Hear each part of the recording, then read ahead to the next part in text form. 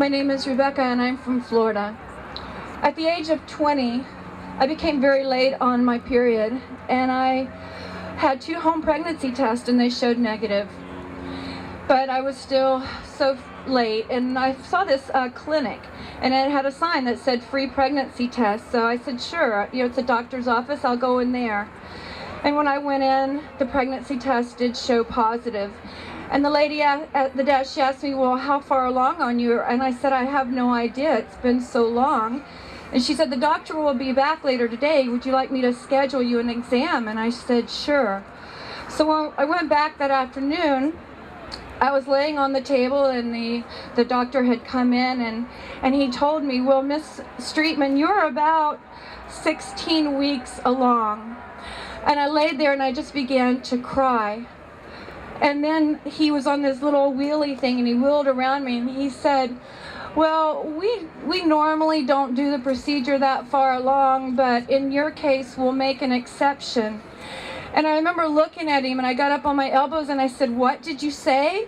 And he said, well, you're 16 weeks along. We'll make an exception. I said, what are you talking about? And he said, well, you're crying. Obviously, you're very upset. And I said, I'm crying and I'm upset because my husband died 4 weeks ago and he's not here to share this wonderful moment with me. I was in a Planned Parenthood abortion facility and I didn't even know it. But he planted the seed. The seed was planted there. I had my son, my precious son, and after he was born, I got drunk. He was about 4 months old and I got drunk and I had sexual relations and I became pregnant. And I didn't want anyone to know. I was so ashamed. I felt like I committed adultery. So I went back to that abortion facility and that's when I had my first abortion. It was horrific. It was terrible. I started drinking more, the drugs. And then about 6 years later, I did find myself pregnant again. And I had my second abortion. The father of that child didn't want me to have, he begged me not to have the abortion, but I was very pro-choice, very hard at that time.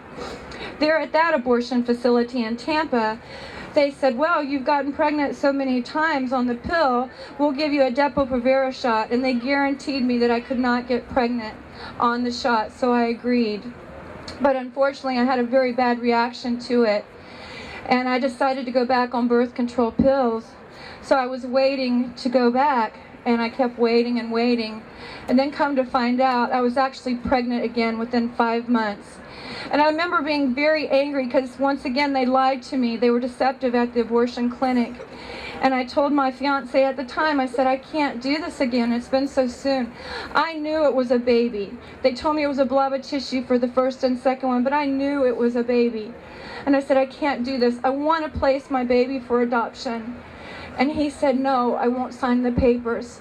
My parents would never allow one of their grandchildren to be given away. So I felt very defeated and I went back and I had my third abortion. When I walked into the door that day, I was crying. Even when I walked in the door, I didn't want to be there. All they wanted was my money. And I went in and I laid down on that table and I was crying. And I remember the nurse came over to me. I was staring up at the ceiling and she says, oh, it'll be okay. It'll be over soon. And I just remember this welling up in anger because I knew what I was doing was not okay and I knew it would not be over soon and I wouldn't even look at her. The abortionist came in and the procedure started and I wouldn't even look at him. But I laid there crying, and after a while, the nurse, she walked down to the table where the vacuum machine was and where the procedure had started. And I remember it just began to hurt really, really bad, and I was crying because of the pain. And for some reason, about that time, she walked down the end of the table. And I did happen to look over at her, and she looked down.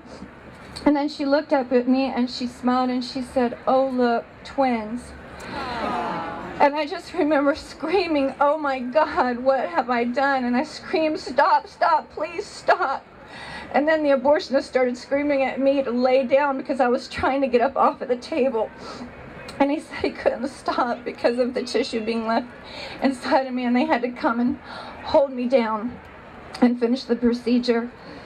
The abortionist came in afterwards and he said he would speak to the nurse about her behavior because the nurses aren't supposed to tell the women about their children.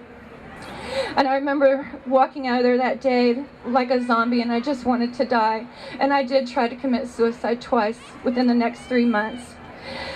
But this is why I share my testimony, because I want women to know the truth, how abortion hurts women. I want the legislators to know about ultrasounds. I was not ultrasound. That's why I will not be silent no more, and I will work to collect the written testimony, the evidence to show the courts that Roe v. Wade needs to be overturned. Thank you.